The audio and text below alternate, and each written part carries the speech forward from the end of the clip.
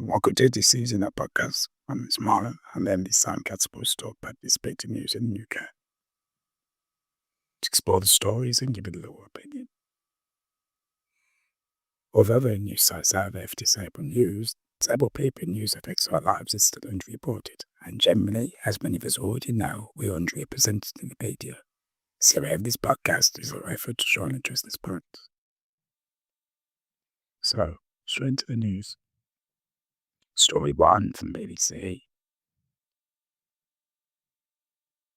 Tom Grennan has said having therapy has helped him with issues around body dysmorphia, called himself his own biggest wiki. Speaking on You About, performance BBC contest with his best friend, broadcaster Ron again, Grennan spoke about how he affected it. I definitely have body dysmorphia, he said. I'm always constantly thinking I'm bigger than I am. I'm always pinching my belly. It's not healthy in mindset at all, and I'm fully admit that. Eating patterns and gym training. Habits, he noted, can have a big impact on his mental health.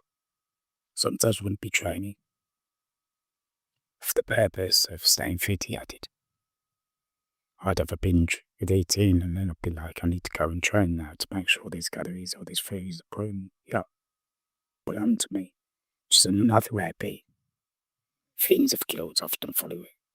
Eating binges, he admitted. For example, one biscuit sets into half a budget, he said. You can be left thinking, I'm going to be fat, I'm going to be so unfit. With reference to how he viewed himself and his own body, the little bit of love singer continued, I'm at home in the mirror going to embassies. I'm a fat, I'm just like, are you alright? You're not. He said he'd been scared of going back to an unhealthy lifestyle. I always think I need to stay at this point. The singer from Bedford has previously spoken on the same podcast about how being physically tapped on a night out when he was younger changed his life and set him inspiring. But that's episode 30-year-old revealed is in a good place with you right now. God in his body dysmorphia. I mean that therapy, which he finds helps to love yourself more. Body dysmorphia. According to the NHS website, body dysmorphia disorder, BDDK, is a mental health condition where a person spends a lot of time worrying about flaws in their appearance. These flaws are often noticeable to others. It affects both men and women of all ages, but it's most common in teenagers and young adults. Having BDD does not mean you're vain or self-obsessed, he continues. It can be very upsetting and have a big impact on your life. Symptoms include worrying a lot about specific areas of your body, spending a lot of time comparing your look with other people's, as well as hardly look at yourself in the mirror a lot or avoid the mirrors entirely. People with body dysmorphia also go to a lot of effort to conceal flaws with curls and makeup or picking their skin. TV major presenter Kemp shared some of his own experiences with Conan on the process of body image and about weight in showbiz. He said, can't look at a picture of myself if it's on the day because it will upset me for the rest of the day, the one show host notices. I'll be judging everything. I won't be about how much be doing. I'll be about how I look and how I want to be live like. The former model recalled witnessing one extreme example of such pressures. For one young woman, a fashion show in Milan, we were doing the rehearsal, and she fainted on stage, remembered. Tried to give her food, but she needed to eat it, but she was straight up refusing. I saw that on a regular basis. Gemb also recalled the county to have someone in the pub recently told him he looked a lot fatter on today. He said, I felt a lot, but that's just because sometimes I'll be working more. How genuine. Tuesday, Brennan went on to tell BBC Breakfast how he had channeled some hard life lessons, heartbreaking advice from his mom into his new album, Everything I Want. Hit me to where I didn't want to be. I was lost when I was young and I was stupid sometimes. My mom would say something wasn't right and sing it as two previous number ones. She was named. Said, Black Cheetah, none of that matters. Peace of mind is what matters at the moment. When you've got peace of mind, everything falls into place. You can see your way out of anything. Again, let's again, pause and fall in. Some this was that really in the media representation. Prominent people, which are people that some people look up to, and to see that people aren't on their own and that there's people that are also going to struggle, but also, there's help out there. Obviously, you mentioned camping, and some days still imagery to be in this country. I think in American culture, it's normalized and it's pick up now. More prevalent. Obviously, the problem in this country seems to be that there's a dearth of the NHS. It's not a lot less available. It's particularly talking front of terms in one-to-one talking therapies. It's not available, and as much on the NHS it once was. CBT seems to be the therapy of choice, but again, there's massive waiting list for that. There's massive waiting list for CAMHS and adult mental health in general. People happen to go private, particularly with other kind of neurodiversity conditions that have mental health crossover, such as autism or ADHD. But again, just an article of representation of mental health issues that I think need more discussion. Thinking now with a lot of young people post-pandemic suffering from mental health. So yeah. Should go on into the next story is a bunch of dead suicide. This bit's a new service. This story comes from, and the headline is Court Inquiry over deaths of parents driven to despair by DWP's child betting service. Campaigners have called for an inquiry into the deaths of parents driven to despair by the refusal of the Department of Work and Pensions to correct errors in child support demands. They believe DWP figures show that the death rates of separated parents who help pay to support a child through DWP's child maintenance service, known as paying parents, are far higher than average. DWP has resisted releasing detailed information on how many paying parents are dying every year and how many are taking their own lives. But an examination of this bit in new service of some of the information that's been released to campaigners in the last 5 years suggests that DWP has questioned strands. DNS was first approached about the concerns earlier this year by Ian Briggs, whose son Gavin took his own life 5 years ago. The coroner at his inquest refused to investigate his father's complaints that the actions of the CMS has contributed to the Cameron's decision to take his own life, even though the agency had wrongly claimed he owed $16,000 in support payments after claiming his income was $75,000, rather than the $26,000 it was in reality. Ian Briggs and fellow campaigners at research and campaigning group Stop Suicide UK to focus on the harm caused by CMS if many paid parents are dying due to CMS's actions. Briggs said he believed CMS had played a huge part in his son's decision to take his own life by sending him computer-generated letters that failed to reflect that he was paying his child maintenance regularly and getting his case catastrophically wrong. He said he believed this was happening to thousands of paying parents. So TMS, knowing that this organisation ran my son to his death, there's nothing I could do about it. It's going to be frustrating that all the people are being put through the same bush nightmare time because of the CMS IT system. I'll keep campaigning to expose the CMS IT system failures and its catastrophic effects, as I made a promise to Gavin at his graveside. I would fight for justice. The statistics available to DNS do not prove anything conclusively, but they do suggest the need for detailed investigation of the concerns and statistics. Although it is impossible to draw clear conclusions, they appear to show the death rates are 2 or even 3 times higher for parents in the general population.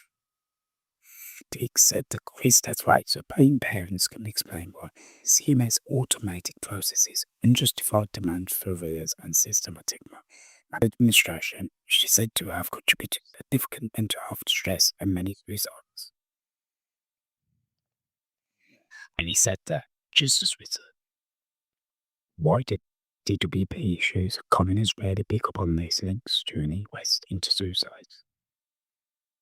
This is our first claim relative to first concerns by CMS. In January 2023, during the final session of an inquiry into CMS, for the Commons Working Arrangements Committee, Abel MP Debbie Abrams told of a paying parent whose arrears had been inaccurately assessed, and the frustration that he found ultimately led him to take his life.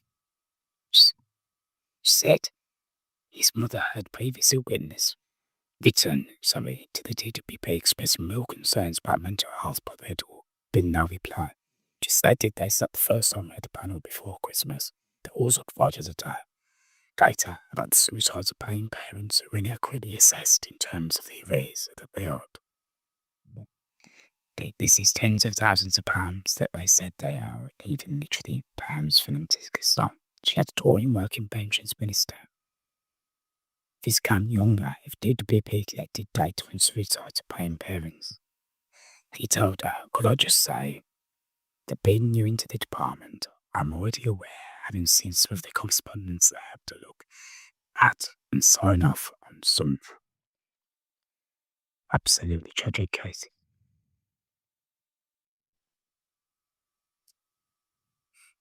It's absolutely appalling these cases can lead to people taking their lives. Andrew Sugden, director of CMS, then confirmed their service did not track data from suicides of paying parents, although when it was made aware of the suicide, it could be analysed through DWP's secret internal process review, RPR system. The committee's subsequent report, published in April 2023, found that much of the evidence described severe hardship and distress experienced by paying parents. One paying parent had told the committee that he had been diagnosed with severe depression and severe anxiety last year as a result of the long-term torturous with CMS.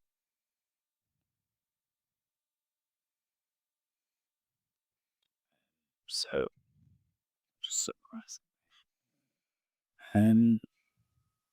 Obviously, there's no, as the article states, there's no close link, but similar to other areas of DWP, i.e., working age benefits, where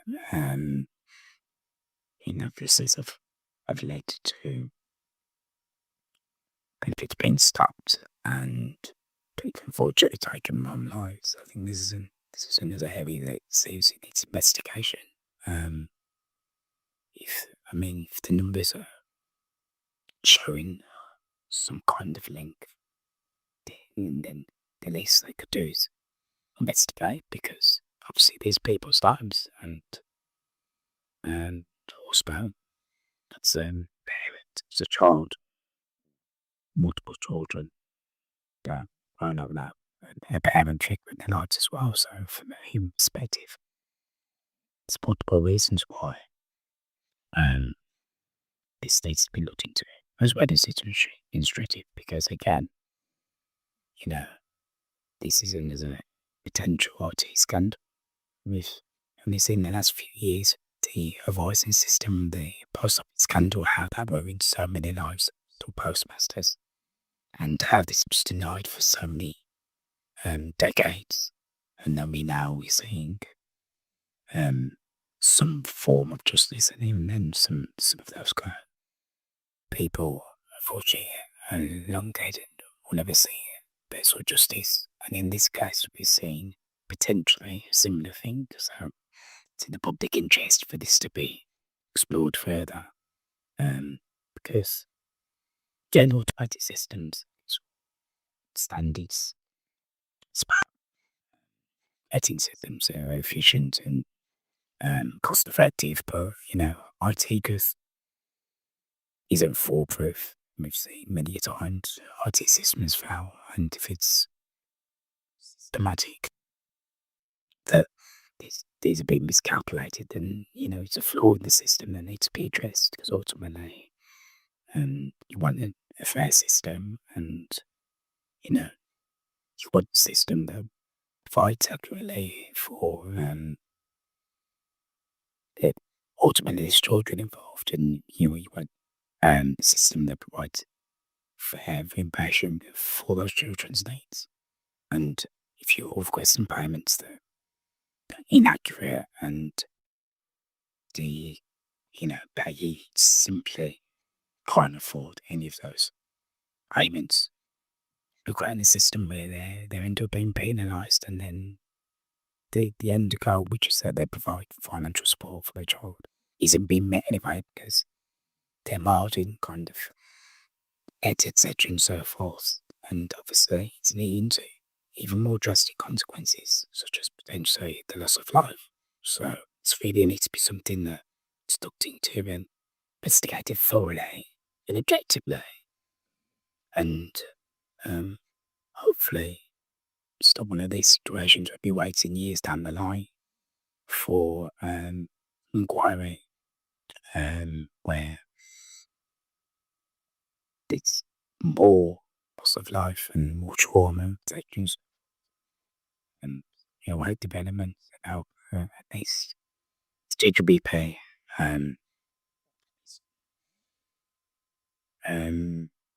looking to these concerns because the voices around you grow louder, and history shows us they were a sort of scandal, and did benefit scandals of babies, not just for working age disabled people. So you've got the Gary's allowance scandal. That's it's still repercussions of that.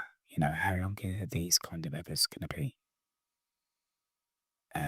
go on challenging the nurses? You really need to put root and branch investigation for all these systems, all these protocols, so that you get a fair system that's ultimately meets the aims, which is providing financial subsistence to those in need. Story comes to the BBC, and the headline is "Disabled Woman 6 months ago, wheelchair battery ways." A paraplegic woman who has been waiting 6 months for a wheelchair batteries to be replaced said she is unable to travel more than a mile from her home. Rachel Carter said her powered wheelchair is her access to independence, and she's been waiting for new batteries since she picked the chair up in January. Guntrent City Councillor Duncan Walker said Miss Carter's experience was an absolute disgrace, and said he was shocked that someone with her condition was left with 40 batteries for so long. Staffordshire Stoke-on-Trent Integrated Care Board, ICE, acknowledged Miss Carter's concerns and said it would look into her case. Stoke City Council carried out a review into its wheelchair service provider, AGN Healthcare, last year. The review was commissioned by the ICB following concerns raised that service users were facing lengthy delays. They provided by the ICB to the scrutiny committees next week said the service has been able to reduce the number of long-term waits over the past year. In June, there were 61 adults and 15 children waiting more than 52 weeks compared to 182 adults, 47 children in 2024. Ms. Carter, a member of the wheelchair users representative group, told the committee that the feedback from service users was still mostly negative. She said, "When I picked up the chair in January, unfortunately the battery was flat. It broke down twice on the way home and I had to be rescued once by somebody after I'd only gone a mile up the road. They checked the chair and said they'd bought another set of batteries. However, I still only have a range of 2 miles, which means I'm completely grounded. Can I make a quarter mile from my house? It's not safe to go any further than that." Battery one hot discharge. She told the committee that she was informed the wait time would be a month, but every time she called to trace up batteries, it'd be no day. So many people are giving the standard response they won't take long, and it just goes on and on and on. For personally, paraplegia, this is my access to independence, and it's been completely cut out because I can't go anywhere. There are far more people in this situation. The wheelchair user representative group is compiling reports on user experience with the service. ICB officials want to use the report to inform the procurement process for a new wheelchair service provider with the current contract due to end next March. Committee members expressed disappointment that the service had not improved as much as they had wanted. Councillor Chandra Ganagans from Stoke-on-Trent Council said there was a clear mismatch between the ICB's report and the experience of service users. Committee members asked for ICB to return in December to give further updates on the service. This is another story of really poor customer service for disabled people, but I think problem is it's a nationwide. Well, it's a nationwide problem because I think there's an issue in terms of wheelchair services for healthcare, whereby it's an old stock, but isn't the funding to renew that stock. I know, courtesy from friends in the past who've used power chairs and they've had to fundraise to afford new chairs. They can no longer rely on the chairs that are provided to the NHS simply because these similar issues tend to happen, and when they do break down, wait for bad times, often in excess of a week, 2 weeks, etc., and so forth. Which I think it's an issue that's needs addressing that, but again, it's one of those things with all the other issues that the NHS have. It's probably not one of their main purposes, saying it shouldn't be, but unfortunately, it's the main issues in the NHS, and simply one of them. I don't know what the do know what the solution is. It's investment in that side of things, and you better equipment, but that's something that's it's like a lot of funding that's probably the argue isn't available. There may also be an issue with the amount of engineers who are able to come out at any one point in time in any kind of local authority area to go and repair the amount of chairs. There are issues in local communities that might be another thing as well. So I think procurement's one thing, but funding to provide high quality licensed equipment is another thing as well. It's a side arcs in lips, people having to fundraise, GoFundMe's to buy a new chairs themselves, or even second-hand chairs, because they're not cheap. We're talking in excess of thousands for fairly modern chairs. And the same goes for manual chairs as well. There's a lot of the subways out there is very old and needs a refresh. That in some cases for other lesser kind of expensive independent living equipment that's still fairly expensive for the average person to purchase, but not in the same grand scheme as, for instance, a chair or a hoist. Some local authorities simply say that individuals have to pay for those things themselves, so there'll be assessed for them, but there just isn't the funding within the NHS or such services to provide that equipment often. So there's a real issue in terms of independent living and gadgets and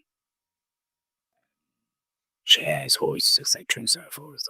And again, some of the issues are always some decent school of thinking that I remember when I worked in the community that the narrative was that, that's what then DLA now BIP is there for. It's there to provide towards paying towards this kind of extra living costs, but there's extra living costs, and there's paying for thousands of pounds worth of equipment for several people that, as we know, very often have done the pipeline. It's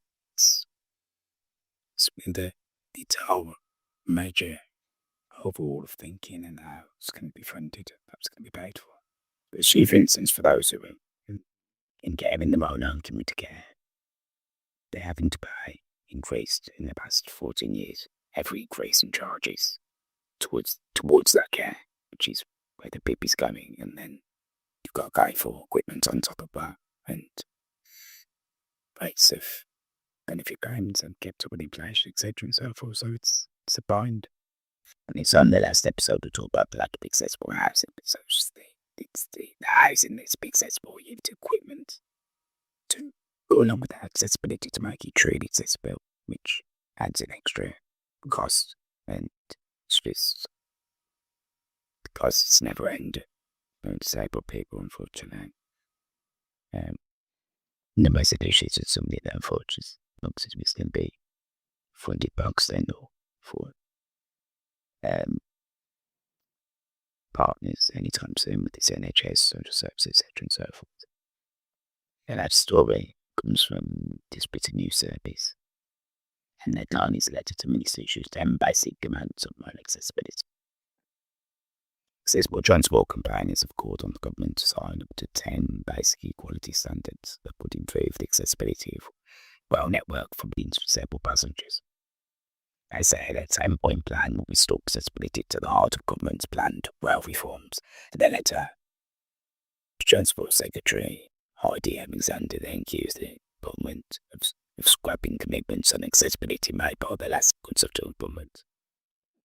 On the companion organisations, they've signed a letter on the Association of British Consumers, which did Disability Rights UK, Disabled People Against Goods, Inclusion under Transport for Law, as well as allies such as PINGMAC, British Rail, National Pensions Convention, and the TSSA Transport Union. They particularly highlight their concern that the Labour government removes statutory accessibility and social and economic duties from its plans for rail reform. They tell Alexander in the letter, the removal of these duties unders years of campaigning by disabled people and endorse evidence of systematic discrimination across the network. They say that demands should now be considered the minimum expectations for rail reform, but they will also ensure the maximum value for public money. Among the demands are for government to restore the accessibility due to its new railways bill, a new national investment fund to pay for accessible improvements, with deadlines for step-free access and level boarding, and legal right to turn up and go and travel at every location, and a single national accessible travel policy. That also calls for new complaints body. Disabled passengers for the Disabled Persons Transport Advisory Committee to be made a statutory advisor to the new British Railways, as the previous government has planned, and for the government to improve its consultation with disabled people. He calls for new powers for the Office of Rail and Road Regulator and enforce quality standards, full staffing of the rail network, and a new, more generous complaints and compensation system for transport discrimination. Emily Sullivan, ABC's co-founder, said this is an urgent intervention to demand a full legal framework for accessible accessibility and warn the government that we will strongly oppose any attempt to pass railways bills without these basic equality standards. Disabled people have the backing of passenger groups, railway workers, and allies across the transport sector. Among those who've signed the letter are Sarah Ledbetter and Doug Pauly. Two claimants in a high-profile legal case taken in 2023 against a consultation on plan to close hundreds of ticket offices. Ledbetter said, "I'm shocked and disgusted that we have ignored after years of campaigning to achieve this commitment. It's totally wrong to exclude disabled people from the common plan or only make standards step further. We have the right to travel by train without this. Many blind and vision impaired people would be isolated and excluded." All he said, stripping accessibility duties from the Great British Railways legislation represents a fundamental retreat from legal obligations to disabled passengers. Accessibility framework provides a solution to ensure British rail network serves everyone, not just non-disabled people. Without these protections embedded in primary legislation, will perpetuate the two-tier transport system that systematically includes disabled people. Tony Jennings, co-founder of the Campaign for Level Boarding, added, "The government needs a plan. Systematic change and an accountability to remove barriers to serve equal access. Inclusive design might just be the hard decision-making process with a time scale to achieve joint accessibility improvements on documents." DFT spokesperson stated in the statement, according to his core priority for Great British Railways, GPR, we are committed to delivering a rail system which allows disabled people to travel easily, committing with dignity. All accessibility groups were considering all options to ensure accessibility is at the heart of GPR, such as the creation of powerful new passenger portal, which will services for disabled passengers. XTC will publish a roadmap setting out our approach to delivering a more accessible railway relative to GPR. I only hope that's the case. Many people won't be on their beds, as I've said many times, previous episodes. 30 years on from the TGA. is still missing. Particularly with the railways, who really bad access. The fact that you can't board and go in 2025 is absolutely ridiculous, but they have to as a pants. And then even when you do book, for many people who require sports counter trains, there's no one there. And you wouldn't think about the amount of local stations to get offices, codes, etc. and so forth. They'll understand. All codes altogether, there's no staff after a certain time. Could have to 5, 6 o'clock. Really means that, a lot of people end up with this patronage, so people end up being stranded if they need to get to those particular stations. Something needs to need modernised. Our service, and considering prices for everybody just keep clearing up, whether it's trains and buses, but particular trains, they're extortionate. Prior to Brexit, their airfare prices being as cheap as they were pre-Brexit. It's cheaper for some things. It's cheaper for people to be like abroad than it was to, go from one end of the country to the next. It's ridiculous. And then for disabled people, it's even more of a, job because accessibility is so poor. So it can only help that these recommendations are taken on board and, they once they listen to disabled people's demands. Anyway, that's all for this episode. Thanks for listening.